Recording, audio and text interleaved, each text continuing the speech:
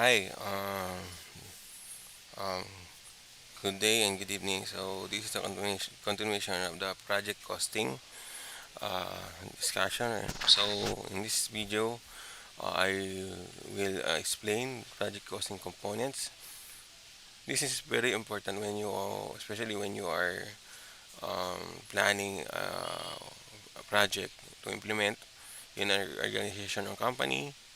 Then this is also important when especially you are um, estimating costing for the project that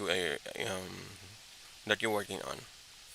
So let's start for project costing components. We have four components: resource planning, cost estimating, cost budgeting, cost control. So for resource planning, this will be all process of make requirements for an organization of company. So in this component, you must plotted all the requirements that need to be that need to be included in your checklist that dedicated to the project in within the organization or company. Sample timeline, resources, tools, and technology, server, and other items that need to be listed on your checklist. Then planning also your timeline, estimated timeline is a dynamic or is a fixed timeline that need to be worked on.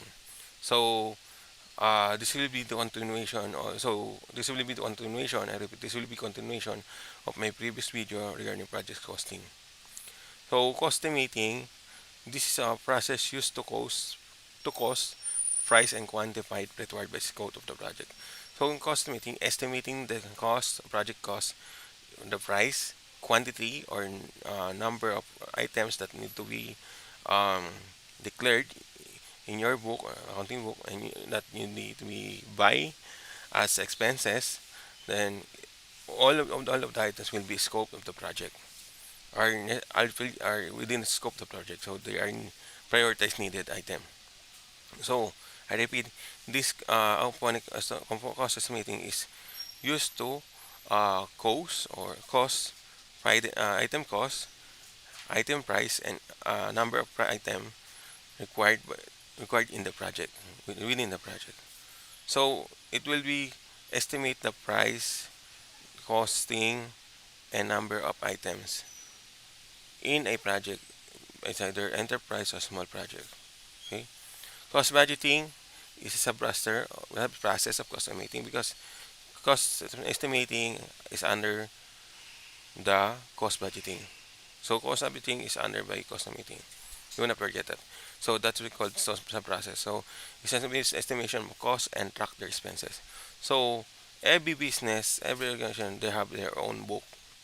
Book is called it's the in the accountant is the um, books of expenses, worksheet of expenses in the accounting.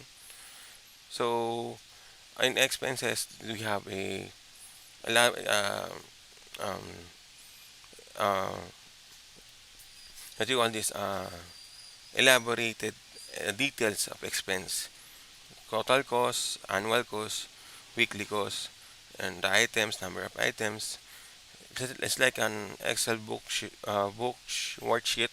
that include all the budget costing that related to cost estimations. So project budgeting, project estimating, cost estimating is similar to also cost estimating is always a process of the cost budgeting. So do not confuse with two items. Cost budgeting under cost estimating, cost estimating under cost budgeting. So this is sub process always because when you estimate a item in your checklist, you need to have a cost budgeting. It cannot be declared as an item, especially when you audit expenses, if you don't have a budget price, budget allotted and allotted budget and price. Okay, so cost control practice of the identifying and reducing business expenses. Usually, this cost control is is very very optional happen to our organization or project, because cost control, it applies only when the project is very very uh, fitted budget. Was like uh, from over over over from uh, estimated over budget, they downgrade uh, to uh, normal budget. So they need to reduce excess expenses or resources. Usually, it's happen when the organizations have need to reduce budget budget for the budget of the company because of a lot of expenses.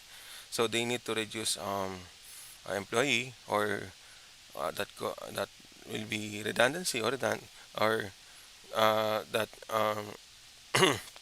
reduce employee that that uh, that cause of uh, very expenses of wages. So it depends on the organization of company. It depends on the organization of company and on the project, because cost control is to minimize reducing identifying and reducing business expenses. When the project is very very fit project, you need to control the budgeting. You need to control the budgeting and all those expenses and the tool resources and all.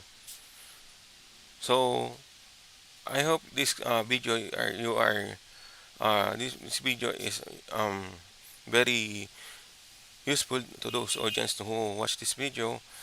Then if you have questions, just email me jpam205@mail.com. Thank you and good evening. Good day.